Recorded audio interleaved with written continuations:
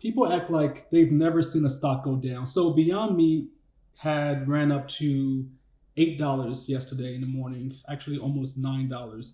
So obviously it was up more than 15x, 18x, whatever the case. Crazy amount of appreciation in a single week, right? Less than a week.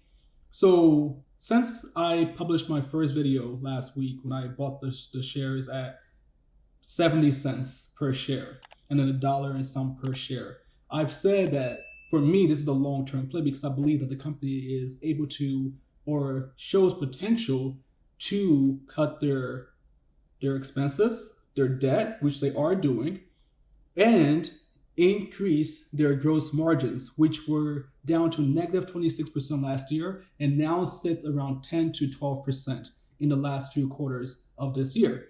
So if the company can continue to rise, right, continue to turn around to return to the days of 30% gross margins, 35% gross margins, which at that point they had 3 quarters of profits, right? So if the company can actually get back to that point, there is a case for the long term here, which I've always been a long-term investor, but I've made lots of money on swing trades. And the way I do that is by making sure that when things get a little too exuberant, I take some profits, right? And because I'm a long-term investor, if I believe in the long-term potential of the company, I keep the rest of the house money, right? So for me, I already was able to take out 4x my money. So I bought 3,000 shares. I sold 500 yesterday to secure my profits, plus a little bit of extra to pay for taxes, right? So that's how I play these. And then I left the other 2,500 for the long term. That way I can't lose, right? I've already gained more than 2x my money, 3x, 4x my money, right? When it got too exuberant yesterday morning, before it pulled back all the way down to $3 per share, $4 per share. So now, as I said yesterday, I've always said, I continue to hold this company because I truly believe that veganism is continuing to grow because healthcare is super expensive and people are realizing that what you put in your body is the results you get out. So people want to eat better. People are drinking less alcohol, right? People are taking care of their bodies, working out more, running more. So people continue to learn that there is great benefits to cutting back on meat, even if you don't cut it out completely. Just eating more vegetables, right? Eating less meat is better for you than every single day eating meat and drinking soda and drinking alcohol and all of that. So all these trends together continue to show me that Beyond Meat is something that people actually want. They're still selling, right? They made $400 some million last year. And the year before that, they made almost exactly the same. So their revenues are staying pretty even, right? They projected around $300 million this year.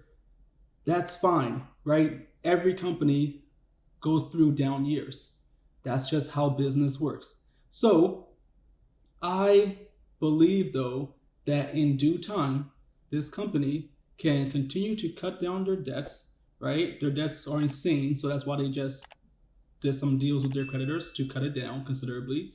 And of course, that came with dilution of existing shareholders, which I was not at the time, but now I am. So that's great for me, for anyone who's getting in now for the future. So if they can continue to cut down on that debt, continue to cut down on their cost of doing business, their cost of goods sold, which they have done in the last year and two, and while also maintaining their revenues, right? Then they can actually do a turnaround. At least that's the potential. That's my bet over the long term. And now that I have my shares just sitting there, I believe that the long term always wins, like we saw with Carvana. In about 2 years or so, the stock went from like $4 per share to 100 and some per share. Whatever the case, it's an insane growth, but that doesn't happen overnight. Throughout that time between $4 per share and 100 plus, whatever it is, they saw ups and downs.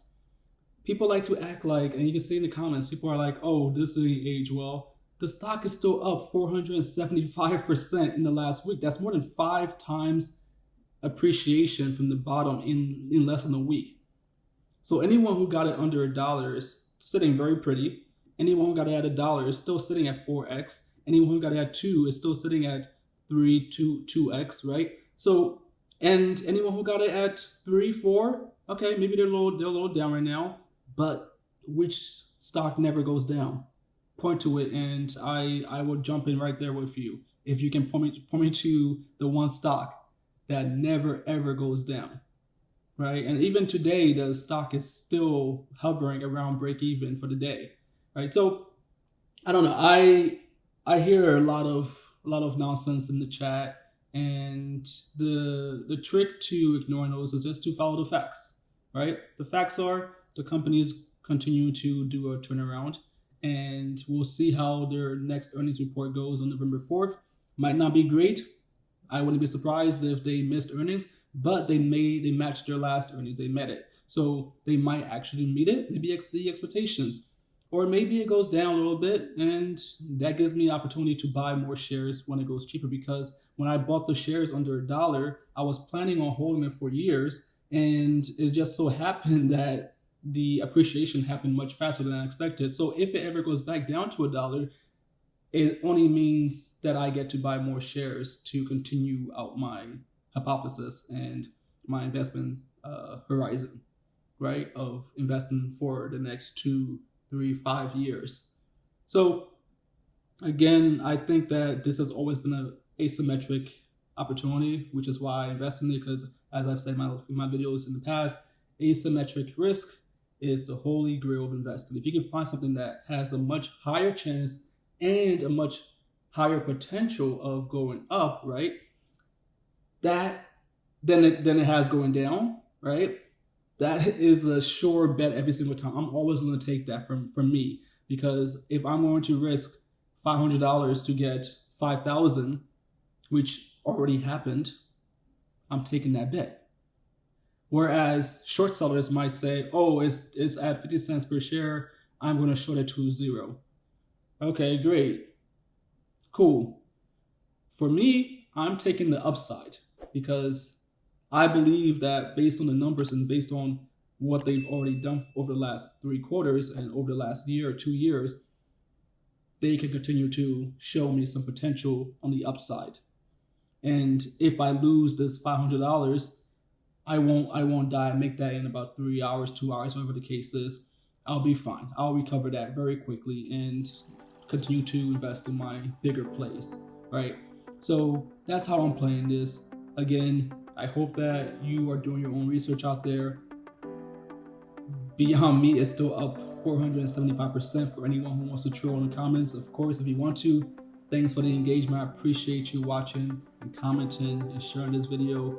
I mean that genuinely. I truly appreciate anyone who comes and engages with me, because I would love to learn what you know. If I'm missing something, if I got something wrong, let me know in the comments below. Let's talk about it. And so Beyond Meat might not be the best investment or swing trade for all of you, whatever the case. As for me, over the long term, I like the stock. I'm Lincoln with GoAcademy.org. Thank you again, and I'll see you in the next one.